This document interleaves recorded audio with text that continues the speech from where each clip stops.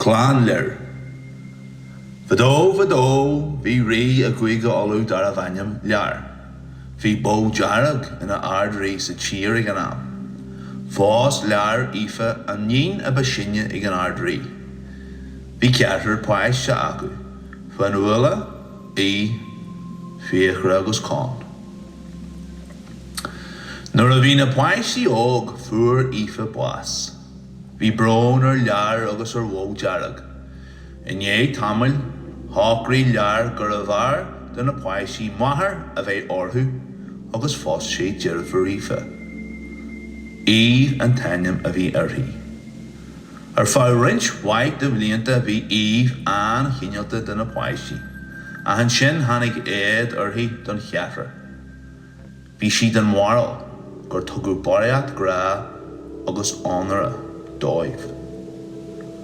Láhain agus an fua seán a crí eici den na páisí thug ife an ceathar amach ag siúil léithí. Lig sí orthaí gur a gullar cuairt ag a hathair bó jarag a bhí siad. Ar é lá gur tháinig siad a ad le bruach loch darabrach a gundaí na hirbhí. Dír an sean chaile seo ar na páisí golat ná sa leo.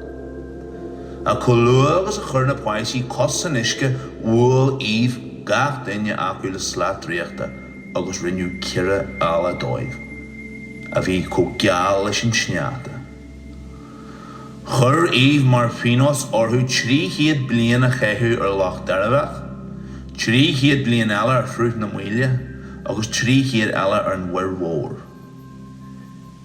Ní bheadh na páisí sir óna geasa a chur sí orthú go dtí go glenthid siad clog an afran a bhuailú. Nuair a fuair lear amach faoin méid ar an ife bhí brón agus farag air. Lóir sé le bó jarag ahar faoin chlas a jimmar sí ar na páisí. Thóg bó jarag a chlatríochta agus rinn deabhain air daobh. Geitiil sí suas na néalta, se bhfuil sí go fáil. Chaid lear na leichant a bhí fága gur ruach loch darabrach, a cantlas na hálaí agus I géise lá man ceáil. Nó dag acu a gomas lórtha agus a gúb bin ceáil. Leimach damseir a fuair lear buas agus bhí na hálaí an róna ar fad. A tháinig an tam dóibh go go srút na muile agus an sin an bhuir mhór. Bhí síl cruaigh na hálaí ar srút na muile agus ar an bhuir mhór.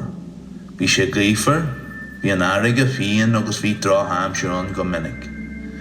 Sa dearú nuair a bhí an tam cáit acu tholan na hálaí clog an afran a bhuailú. Deirtar gur ní páidir go héan a bhuail an clog.